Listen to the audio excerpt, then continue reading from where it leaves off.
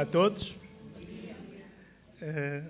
Vamos continuar com a nossa série em Filipenses e como a maior parte deve ter já visto ontem, a palavra de hoje é simplesmente Jesus. E para quem estiver mais ou menos atento, sabe mais ou menos qual é o texto que vamos considerar hoje, e é um texto muito conhecido, muitas vezes pregado, e que nós podemos ter a tendência, já temos mais ou menos uma ideia feita sobre aquilo que o texto diz, e por vezes escapa-nos muitas coisas. E é um texto difícil, por várias razões. Para já porque é muita coisa que tem a ser dita, e o meu esforço é para que eu não dizer tudo o que eu achava que se devia dizer, porque não é possível, e certamente mesmo o que eu acharia que se devesse dizer ficava longe de toda a riqueza que o texto tem. E o texto também é difícil por outra razão, porque trata de um assunto que faltam-nos as palavras em português, em qualquer língua, faltaria e falta, mas faltam as palavras em português para sermos totalmente justos ao afirmar coisas que são difíceis para nós compreendermos. Como é que Deus se faz homem? Como é que Deus encarna?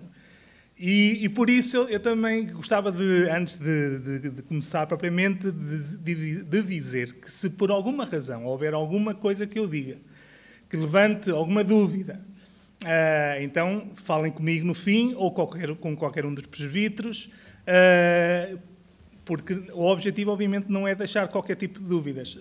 Por ser um texto difícil, é muito fácil acontecer isto, uma palavra maldita, ou uma ideia mal explicada, criar...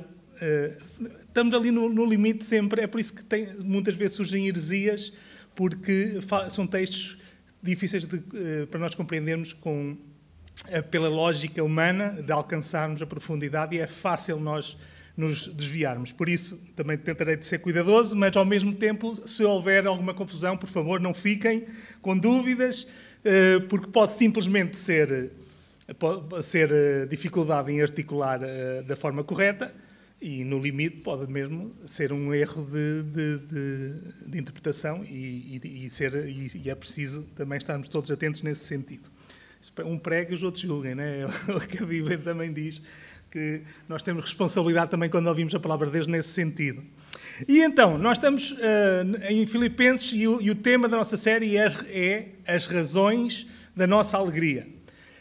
E nós temos estado a ver, e hoje nós vamos ter mais, espero que cheguemos ao fim e encontremos razões várias, e uma em particular, razões da nossa alegria, ou a razão da nossa alegria.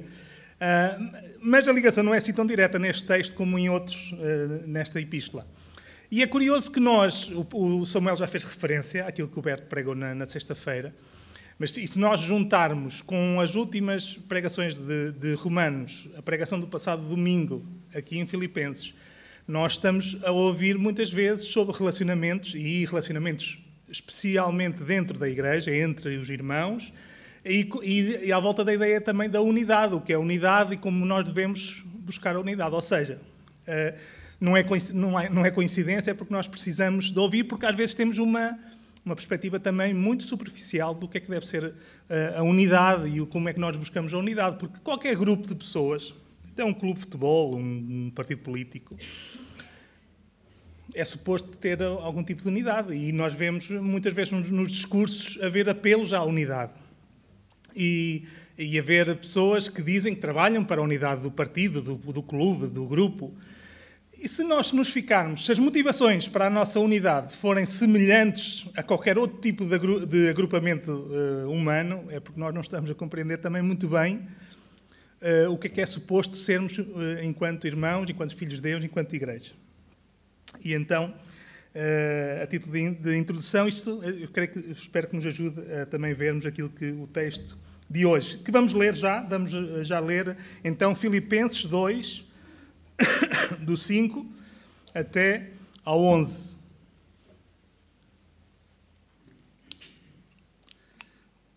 Eu já vou dar uso aqui à água que foi comprada, que é melhor prevenir do que remediar.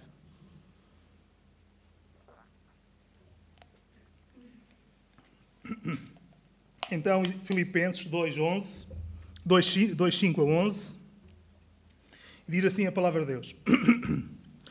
De sorte que haja em vós o mesmo sentimento que houve também em Cristo Jesus, que, sendo em forma de Deus, não teve por usurpação ser igual a Deus, mas aniquilou-se a si mesmo, tomando a forma de servo, fazendo-se semelhante aos homens.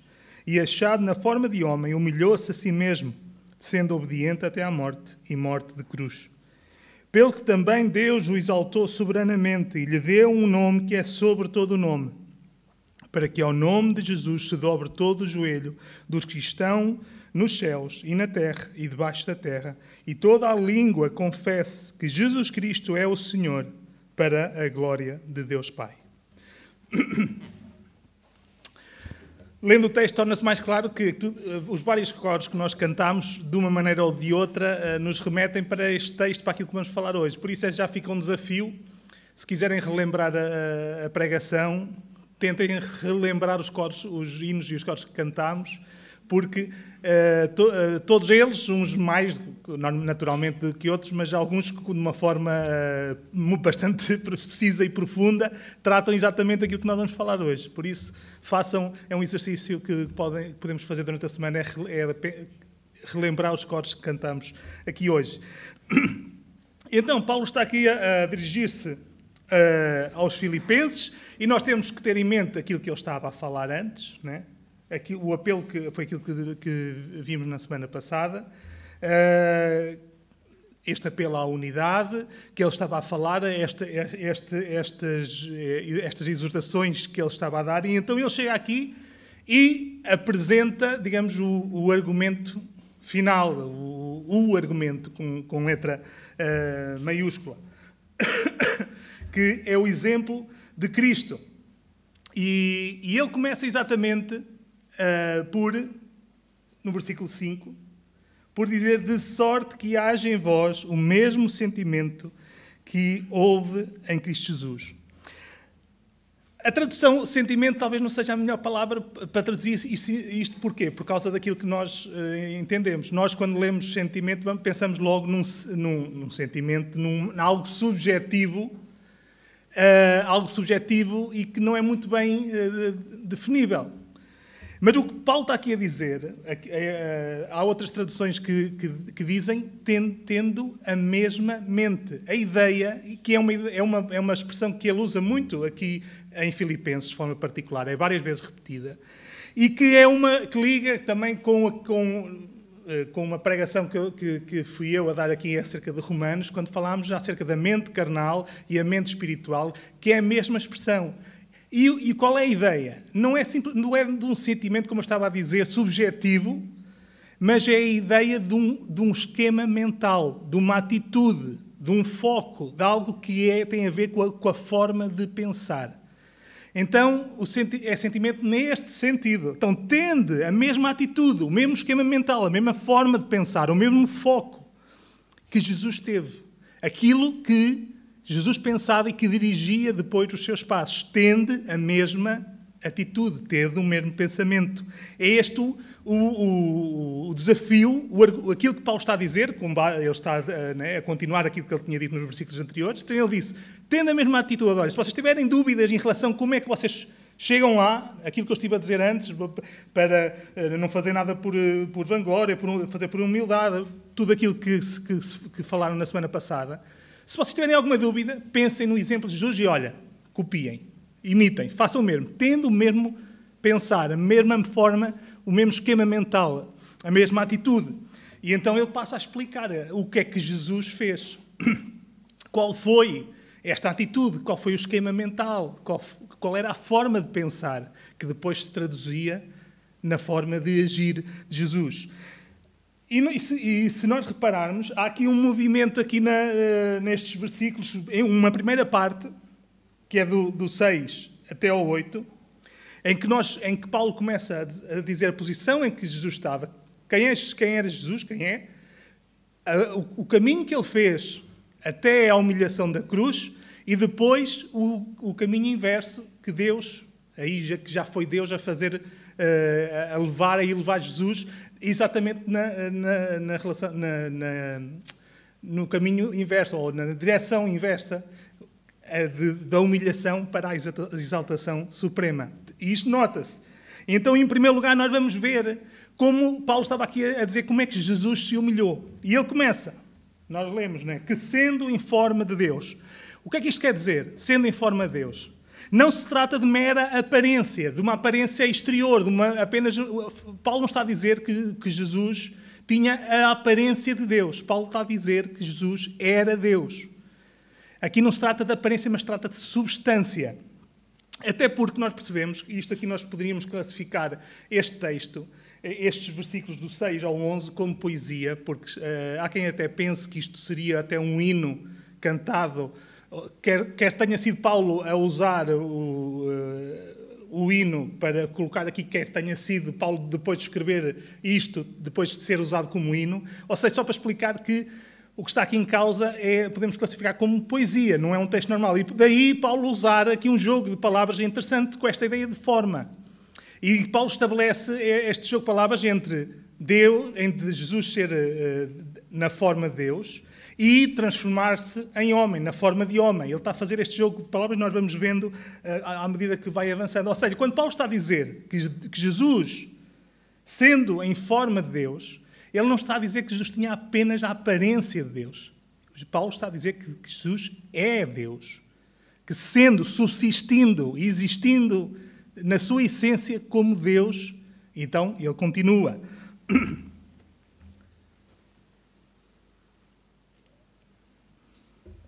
Então, que Jesus, sendo em forma de Deus, o que é que diz a seguir? Não teve por usurpação ser igual a Deus.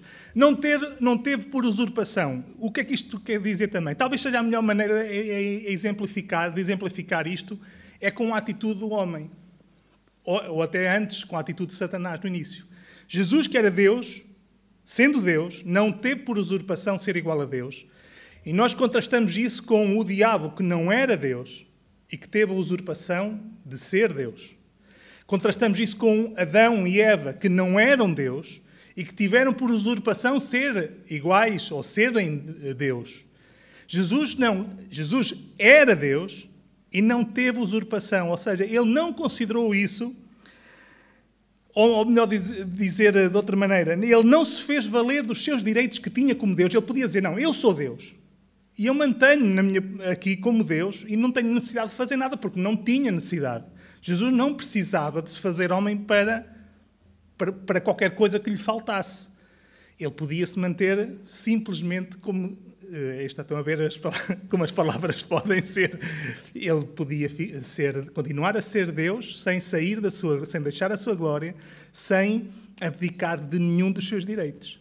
Mas o que é que diz? Ele não teve usurpação. E então, como não teve por usurpação, como ele não tem a atitude do ser humano de fazer valer a todo custo aquilo que considera ser os seus direitos, como ele não teve esta usurpação, o que é que ele fez? Versículo 7. Mas aniquilou-se a si mesmo. Ou, como dizem outras traduções, esvaziou-se. Jesus, o que é que está aqui mais uma vez, para nós entendermos, para não nos desviarmos para ideias que já podem estar a fugir do que é justo. Jesus não deixou de ser Deus. Jesus não pôs em pausa. Assim, agora vou ser só homem. Vou durante algum tempo deixar de ser Deus. Jesus restringiu a sua glória e o seu poder, mas não deixou de estar no pleno poder, ou seja, da plena capacidade de revelar a sua glória e de usar o seu poder. E nós vemos isso nos sinais que ele fez, na transfiguração, por exemplo, quando ele ultrapassava, não é? Ou passava por cima das leis da física que ele próprio criou, quando anda por cima da água, atravessando paredes, tudo isso, nós vemos que Jesus mantinha o seu poder, a sua divindade, a sua glória, só que estava restringida. E nós entendemos isto porque era necessário. Agora, imaginem que como é que seria se Jesus não restringisse a sua glória e o seu poder? Ele, mesmo que ele estivesse na forma de homem, ele nunca seria visto como homem. Ele seria visto só mais como Deus, porque a sua glória iria ser de tal maneira patente que a sua humanidade não seria revelada. Mas Jesus restringiu a sua glória, a manifestação de quem ele é, a visível. Ele restringiu o seu poder para poder viver aqui exatamente como o homem que era, 100% homem que era. E então, depois continua, e achado na forma de homem, agora já 100% homem, ou seja, Jesus, Deus, tomando a forma de homem, encarnando, plenamente homem, 100% homem, enquanto continuava a ser 100% Deus. Isto é uma ideia que também é bom repetir, que Jesus não era 50% homem, 50% Deus. Isto também parece a nossa lógica diz-nos isso, mas isto basicamente é uma heresia também, porque Jesus não era 50% homem, 50% Deus. Jesus era 100% Deus, continuou a ser 100% Deus e era 100% homem. Pronto, agora as explicações além disto não consigo, não consigo dar. Mas é importante nós compreendermos que Jesus era totalmente Deus, 100% Deus e 100% homem. Não era uma imitação de Deus e uma imitação de homem. Não era uma simulação de Deus e uma simulação de homem. Era 100%. Era mesmo Deus e era mesmo homem. Ou melhor, o era também é enganoso. Jesus é 100% Deus e é 100% homem.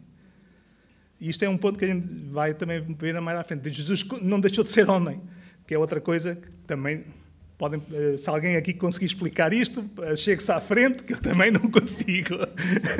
mas é o que a palavra de Deus nos diz e queremos que um dia compreenderemos de forma completa estes mistérios.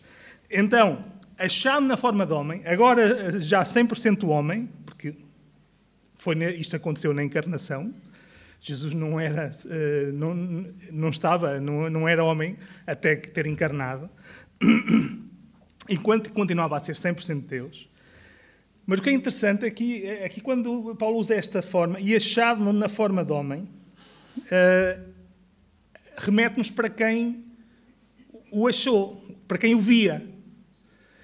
E se eu disse há pouco que era necessário que Jesus restringisse a sua glória e o seu poder para que os homens pudessem ver que ele era homem, o que aconteceu é que os homens, a maior parte dos homens, quando olharam para Jesus, só o viram homem.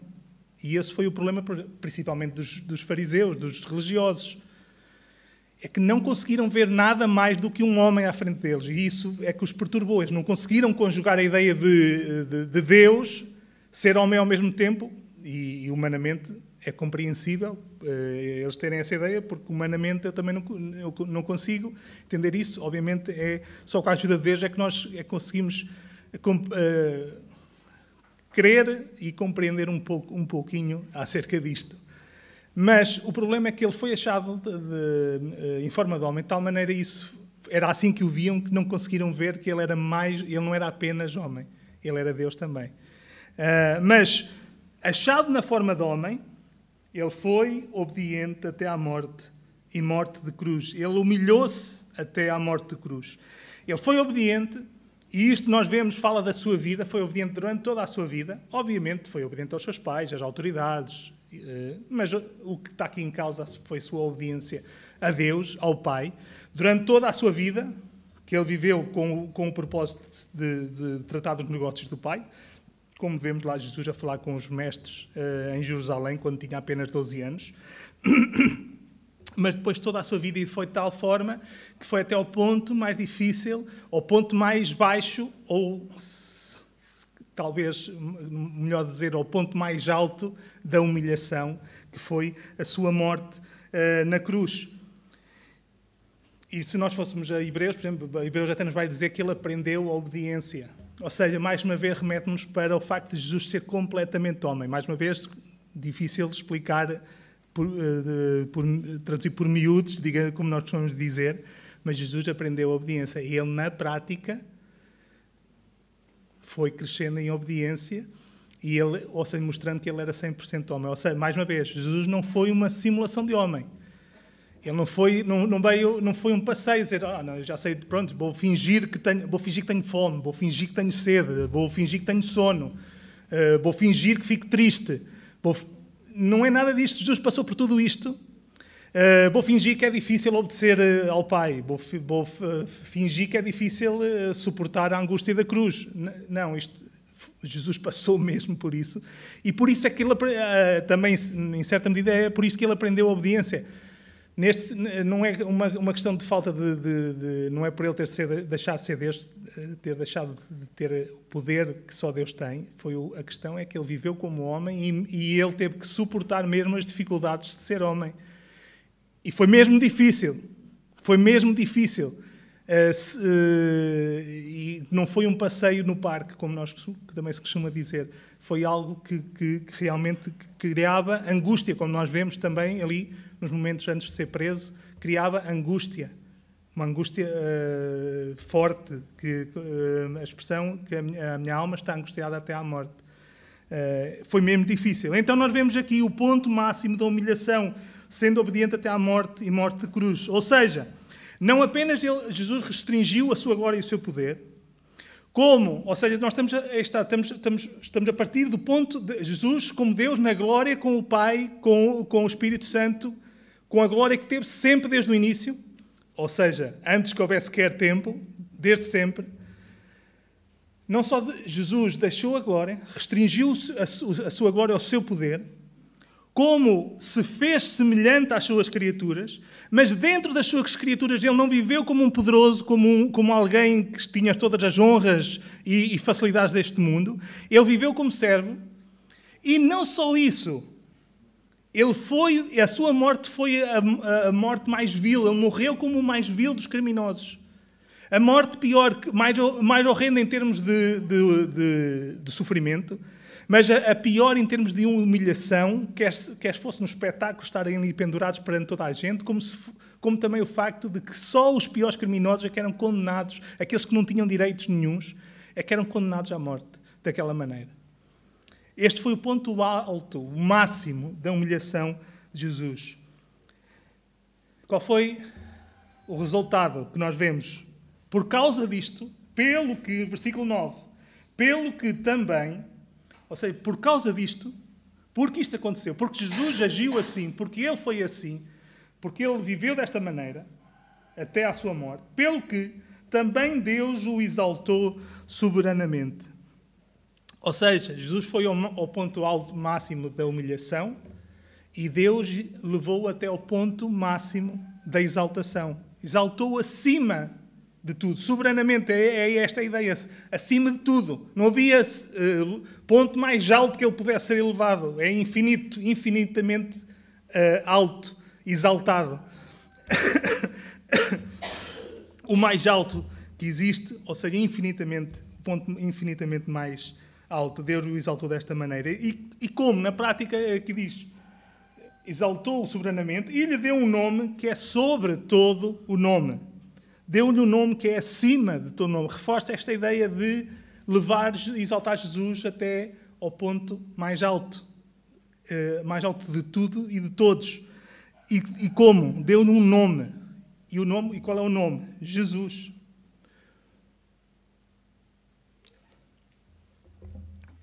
Jesus é o nome que é acima de todo o nome. E nós já voltaremos lá um bocadinho mais à frente, já desenvolveremos um bocadinho mais esta ideia. E continua Paulo. Então, Deus exaltou e deu-lhe um nome que está acima de todo o nome. Para quê? Para que ao nome de Jesus se dobre todo o joelho dos que estão nos céus, na terra e debaixo da terra. Todo o joelho se dobre. Todo. Os que estão nos céus, na terra ou debaixo da terra. E isto inclui todos. Passado, presente e futuro. No céu, os que são salvos, os que estão vivos, os que estão mortos em condenação, os homens, os anjos caídos. Tudo. Isto é uma expressão que remete para todos. Todo o joelho dos que estão nos céus, na terra e debaixo da terra. Em qualquer sítio, em qualquer tempo, em qualquer condição, homens, anjos rebeldes, todos dobrarão o seu joelho. Todo o joelho se dobra. Ou seja, todos reconheçam. Primeiro, todos reconheçam e depois, e toda a língua confesse. E toda a língua, mais uma vez, toda. Não é só algumas, mas toda a língua confesse. Então, e o que é que o joelho reconhece e a língua vai confessar? Que Jesus Cristo é o Senhor. Todos vão ter que dobrar o joelho e pronunciar com a sua voz, com a sua língua, que Jesus é o Senhor. Todos. Não há exceção. Os ateus, os agnósticos, os crentes, em qualquer coisa, os verdadeiros crentes, aqueles que esperam em Cristo, que confiam nele, todos, voluntariamente, contrariados, subjugados perante a evidência total que vão ter, todos vão ter que dobrar o joelho, todos vão dobrar o joelho e todos vão ter que soltar a língua e dizer, reconhecer e confessar que Jesus é o Senhor. Digamos que isto, Paulo foi descritivo aqui, e a maneira como eu também foi de uma forma mais descritiva, mas nós, juntando e relacionando aquilo que Paulo está a dizer, nós também temos aqui os porquês e os paraquês.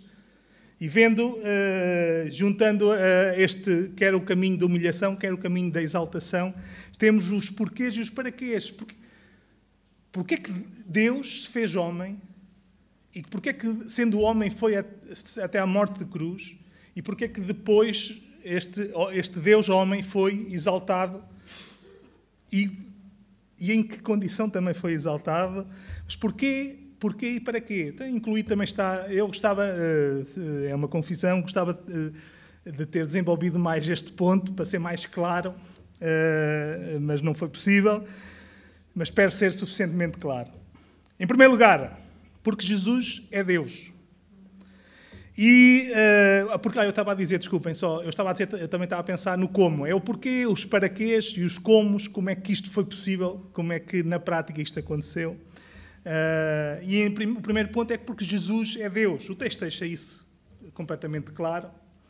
Mas eu gostava que nós pensássemos apenas em dois aspectos. Em primeiro lugar, Jesus sabia que era Deus. Jesus sabia quem era.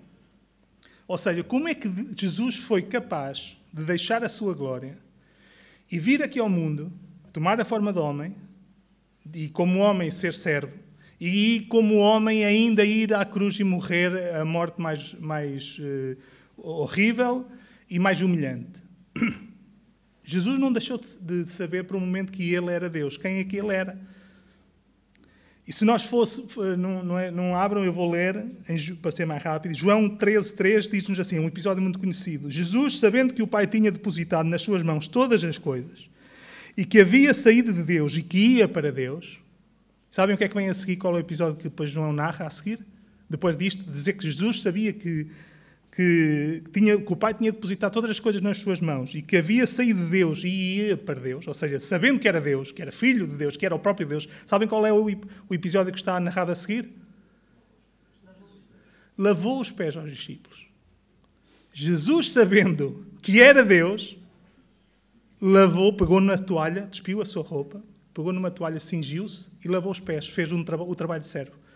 Porque sabia que era Deus. Ou seja, Jesus sabia quem era. O humilhar-se não punha em causa quem ele era. Não lhe retirava nada.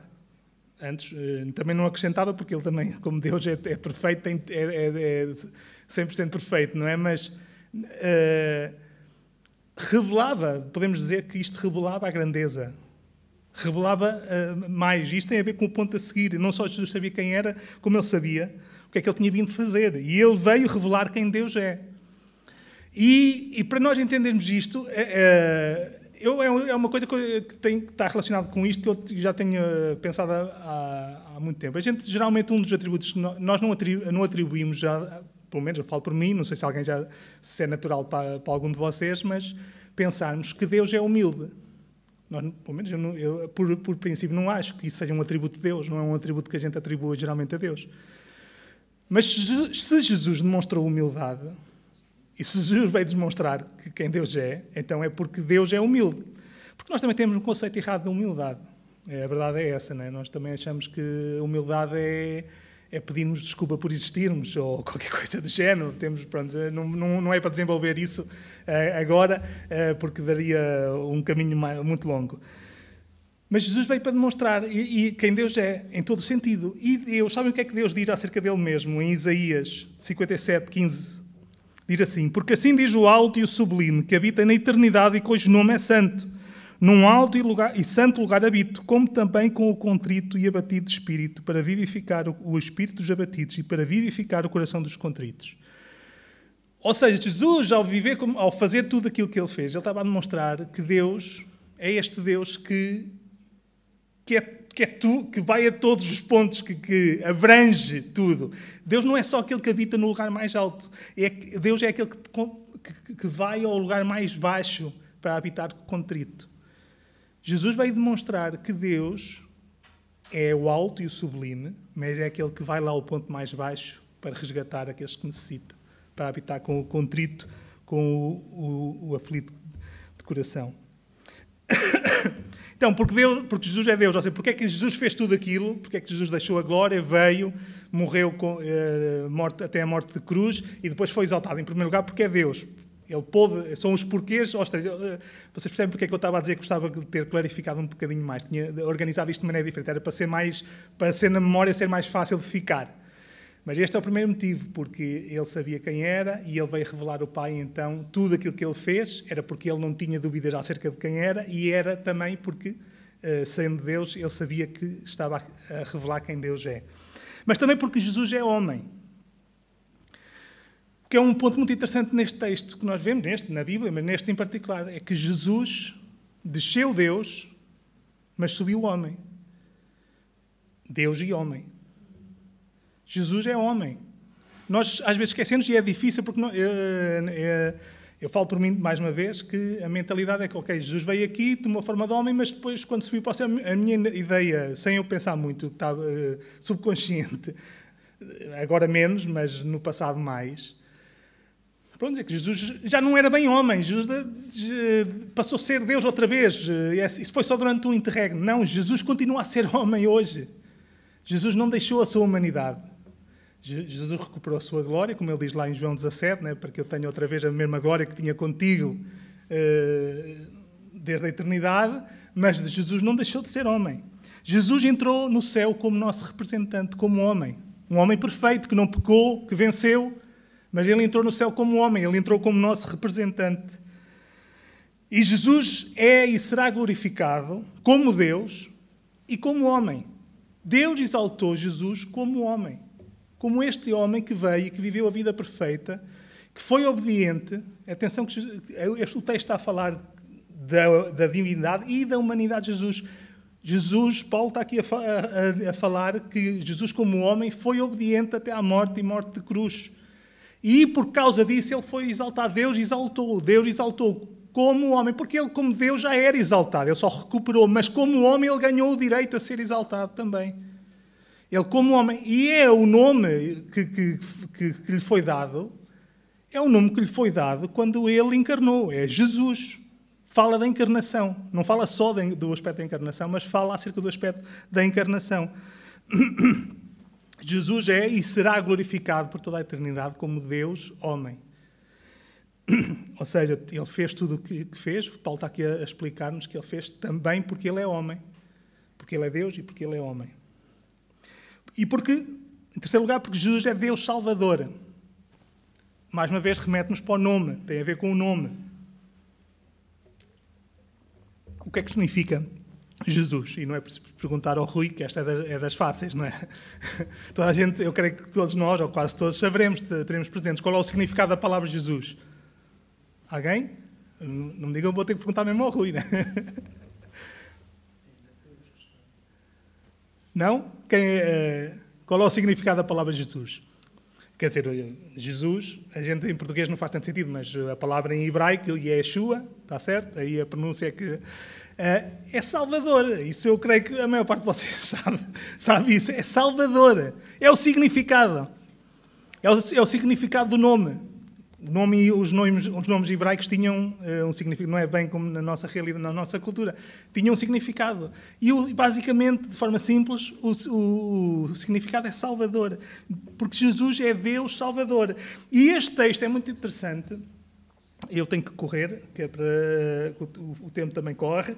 Este texto, rapidamente, vamos até a Isaías 45. Há uma citação, Paulo faz aqui uma citação de Isaías 45.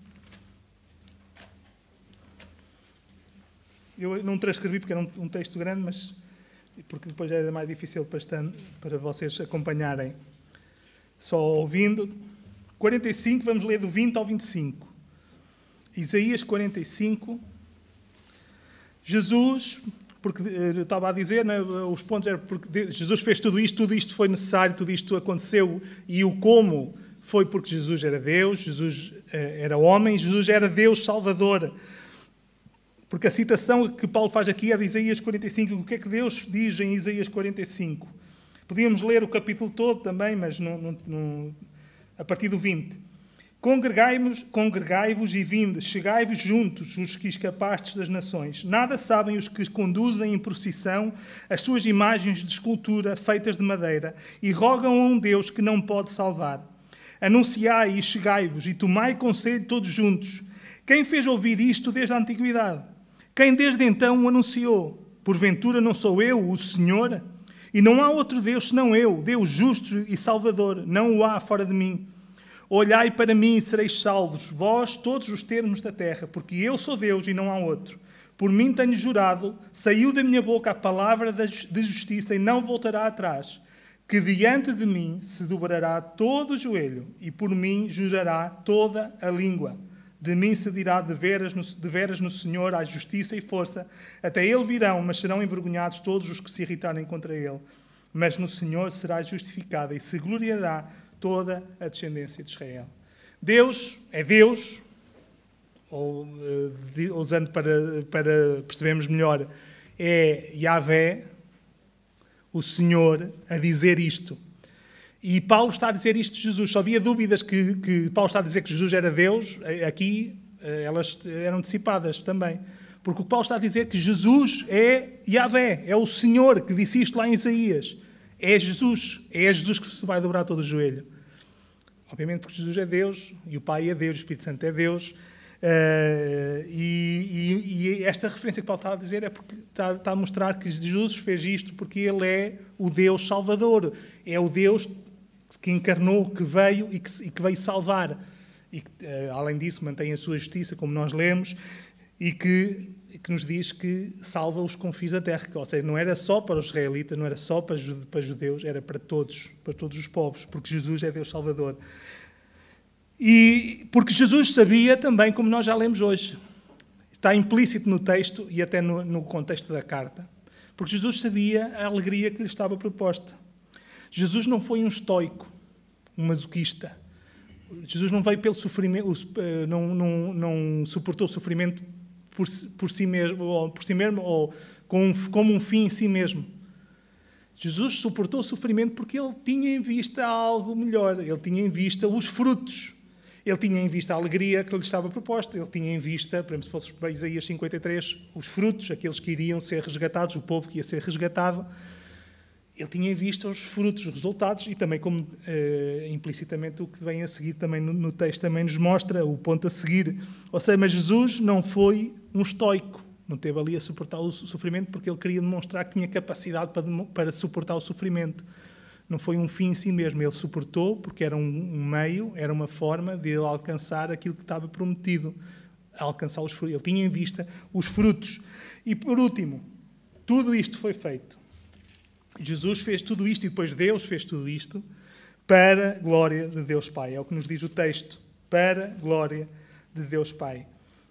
Foi para revelar quem Deus é e para que, pela salvação de pecadores, Deus fosse revelado e a sua glória fosse demonstrada, para que mesmo aqueles que são rebeldes venham a reconhecer, se submetam à autoridade daquele que é Senhor sobre tudo e sobre todos. Foi para a glória de Deus Pai. Terminando e tentando aplicar mais em concreto a nós, as implicações que isto tem para nós, que estamos aqui. Em primeiro lugar, obviamente, é para todos, mas pensando mais particularmente naqueles que ainda não dobraram o seu joelho nem confessaram com a sua língua. São aqueles que ainda se encontram rebeldes a Deus.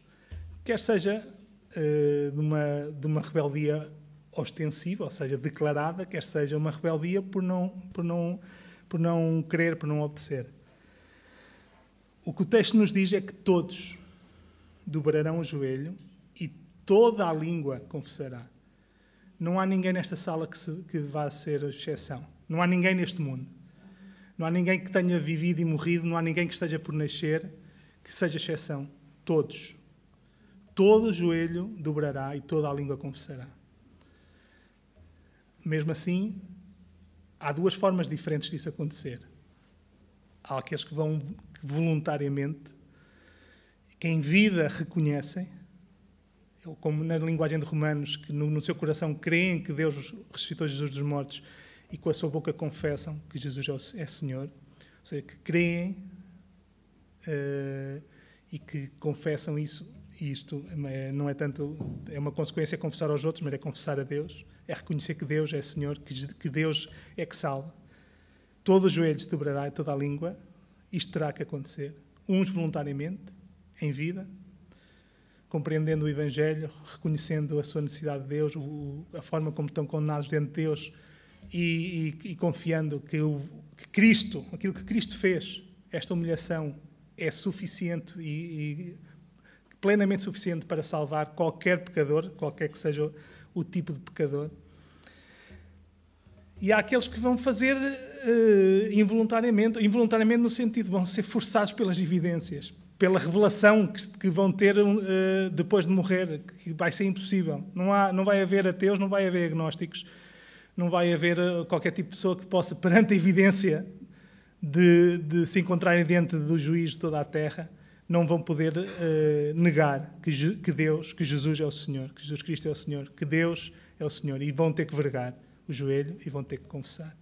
Obviamente, o desafio é qualquer um de nós que esteja aqui, porque nós assumimos que na esmagadora maioria nós somos filhos de Deus, mas perante uma declaração tão forte, é bom nós pensarmos bem, será que dobramos mesmo o nosso joelho? Será que já confessamos mesmo que Jesus é o Senhor? Será que a nossa vida não demonstra exatamente o oposto? Vivemos senhores de nós mesmos e, no fundo, desvalorizamos aquilo que foi necessário Jesus fazer para que viesse resgatar pecadores rebeldes.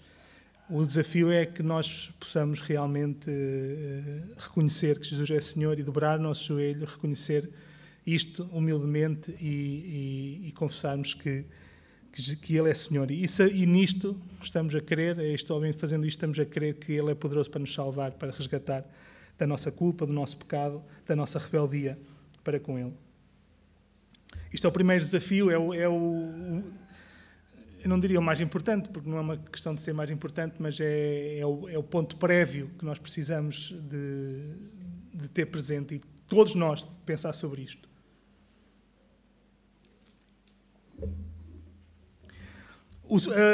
O segundo é o que o texto de Paulo começa, porque é o ponto que ele está a fazer aqui. Nós somos chamados a ter a mesma mente de Cristo.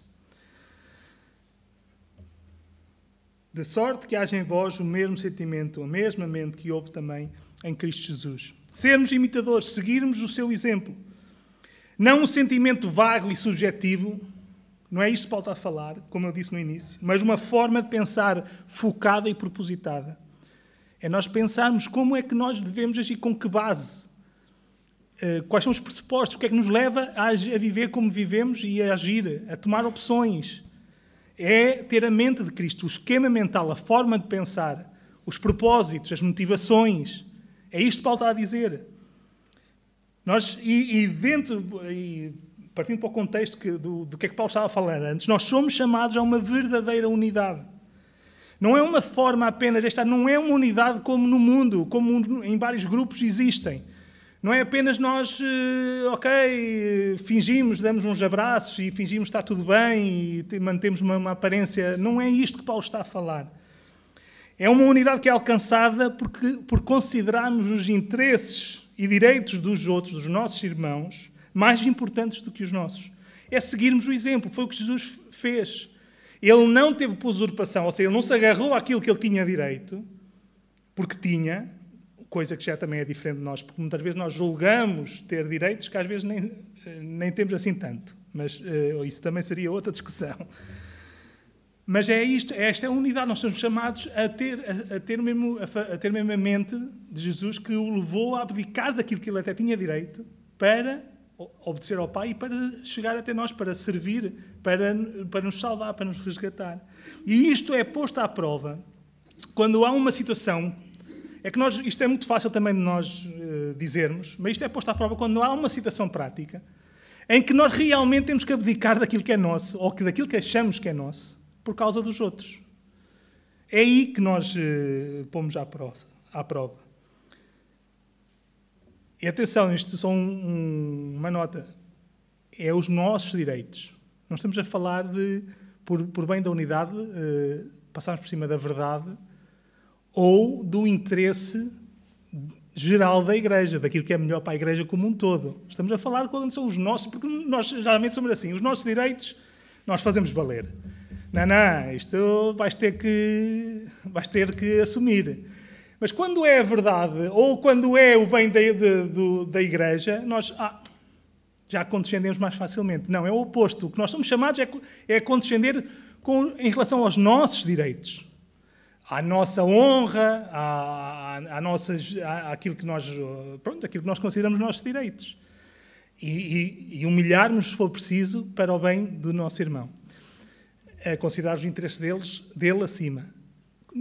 Já é diferente quando em causa está a verdade e está o bem da Igreja. Aí a ponderação já tem de ser diferente, mas isto aqui está a falar daquilo que é nosso próprio. E eu espero que os pontos a seguir ajudem-nos a ver isto, também a questão do tipo de unidade que nós devemos buscar. Porque, então, assim como Jesus fez tudo aquilo que ele fez, porque ele era Deus, porque ele era homem, porque ele era Deus Salvador, porque ele veio revelar quem Deus era, porque ele fez tudo para a glória de Deus. Então, porque é que nós devemos seguir o exemplo e caminhar, buscar esta unidade? Porque nós somos filhos de Deus. Assim como Jesus sabia quem era e ele sabia que o seu valor não estava dependente daquilo que ele poderia passar aqui na Terra, ele continuaria a ser o Filho amado de Deus. Nós somos filhos de Deus. O nosso valor também não é encontrado nem nas funções que nós desempenhamos na Igreja, nem nas posições que, se é que podemos chamar posição, mas ter algum destaque por alguma coisa, sermos honrados ou ignorados. O nosso valor não está em nada disso, porque um dos nossos males é que nós achamos... Porque é que nós geralmente fazemos fim-capé nos nossos direitos? Porque nós achamos que vamos estar a retirar dignidade, valor, nós queremos afirmar uns perante os outros. Nós não queremos que ninguém que sobressaia além de nós, que seja mais, que gostem mais dele do que nós, que sejam mais simpáticos, sei lá. Nós comparamos-nos uns com os outros. E porque nos comparamos, porque não estamos conscientes de onde é que vem o nosso valor, nós muitas vezes tentamos nos afirmar porque nós queremos afirmar o nosso valor. Queremos que sermos reconhecidos. Queremos que gostem, que nos respeitem, que nos deem aquilo que nós temos direito. E, no entanto, o exemplo de Jesus é outro. Jesus sabia quem era. Ele não precisava que os homens lhe dessem honra, porque ele recebia diretamente da melhor fonte. Ele recebia do Pai. Por isso, então, se nós encontrarmos o nosso valor não naquilo que nós fazemos, ou temos, ou que os outros acham de nós, se encontramos o nosso valor em quem nós somos, se somos filhos de Deus, então nós podemos lavar os pés aos nossos irmãos, nós podemos humilhar-nos, nós podemos, porque o nosso valor não está aí. Mesmo que os outros considerem que somos os mais tristes, os mais pobres, os mais miseráveis, não interessa. Também, o facto de sermos filhos de Deus deve-nos lembrar que nós somos todos irmãos em igualdade de circunstâncias. Somos todos filhos do mesmo Pai, salvos da mesma forma. Chegamos lá exatamente com a mesma capacidade, que é zero, não é? Todos iguais nesse sentido também. E podemos pensar que se Jesus se humilhou e se entregou à morte por causa da Igreja, ou seja, por causa de nós, mas dos nossos irmãos também, nós também, nesse sentido, somos chamados a seguir o seu exemplo. Nós também somos chamados a buscar o interesse, assim como Jesus buscou o interesse dos outros, neste caso nosso, nós somos chamados também a seguir o seu exemplo, a buscar o interesse, o bem daqueles por quem Jesus também morreu, daqueles que também são filhos de Deus. Também, em decorrência, como implicação do ponto que eu disse anterior, nós esperamos a honra que vem de Deus. Nós podemos buscar esta unidade porque nós buscamos a honra que vem, ou devemos buscar a honra que vem de Deus, e não a que vem dos homens. Como diz Tiago 4,10, humilhai-vos perante o Senhor e Ele vos exaltará. Foi isto que Jesus fez. Humilhou-se e depois nós poder só usar e sentou-se à espera que fosse exaltado. Só estou a usar a expressão para nós entendermos. Jesus não fez nada. Não foi ele, não foi, quer ser exaltado. Deus, ele não fez nada. Ele foi obediente e até à morte de cruz, e Deus o exaltou. E é isso que Tiago nos diz. Humilhai-vos perante o Senhor e depois esperem que a seu tempo e da forma, quando, se e como Deus quiser, Ele vos exaltará. E porque buscamos a glória do nosso Pai, a glória do Deus que se revelou em Jesus como o Deus Salvador, o Deus para quem nós olhamos e somos salvos, como na linguagem de Isaías também. Nós buscamos e devemos buscar a glória, por isso nós não estamos preocupados com a nossa, nós buscamos a glória do nosso Pai, quer seja em relação à Igreja, aos nossos irmãos, quer seja na proclamação também do Evangelho. E por fim, para relacionar com o tema da nossa carta, implícito também aqui, nós seguimos o exemplo de Jesus nesta atitude de humilhação, de humilhação quando também, atenção, não é a ideia, nós não vamos andar, não estamos a fazer a apologia de andarmos à procura de oportunidades para sermos humilhados, porque senão também estamos a ver mal. Não é nesse sentido, é quando surgem situações em que nós devemos prescindir dos nossos direitos, então suportar a humilhação. Não é agora andarmos aí à procura para depois, se Deus exalta aqueles que se humilham, vou-me humilhar o mais que eu conseguir aí. Não é nesse sentido, obviamente. Mas nós seguimos este caminho, seguindo o exemplo de Jesus, porque nós somos chamados à alegria. Porque há um chamado à alegria. A alegria de sermos filhos de Deus. A alegria de seguirmos o exemplo do nosso Salvador. A alegria de vermos o bem dos outros, o crescimento, a bênção dos outros. Daqueles que também são resgatados por Jesus e filhos de Deus como nós. A alegria de saber que o que aqui pode ser difícil de suportar será largamente superado pelas bênçãos que Deus nos tem prometido no futuro. Como a carta de Filipenses também já vimos e vamos ver mais à frente que deve haver esta esperança sempre em mente. A alegria de conhecermos Deus e de conhecermos a extensão do seu amor que leva Deus, o próprio Deus, a fazer-se homem, o Deus que habita no lugar mais alto a vir ao lugar mais baixo. Este amor revelado pelo Evangelho que Ele nos tem dado a conhecer, o Evangelho de Jesus Cristo. E a alegria de sermos usados por Ele para a sua glória. Nós somos chamados à alegria. São várias as razões da nossa alegria, que nós devemos fazer com alegria. E não vemos propriamente neste texto, mas nós... E eu já... Estou mesmo a terminar, isto é mais uma parte, mas que eu acho também é mais uma... Não estava propriamente a pensar, mas... Mais uma vez, nós temos uma perspectiva... Às vezes, a maneira como nós vemos Jesus é demasiadamente formatada pelos desenhos, pelas séries, pelos filmes que nós vimos durante a nossa vida. Nós pensamos ou num Jesus... como está nos crucifixos, ou com muitas pinturas, com uma cara um Jesus em sofrimento constante durante toda a sua vida, que nunca se riu, nunca teve momentos de felicidade enquanto homem aqui. Ou temos um Jesus, se calhar, com aquele sorriso meloso e parece...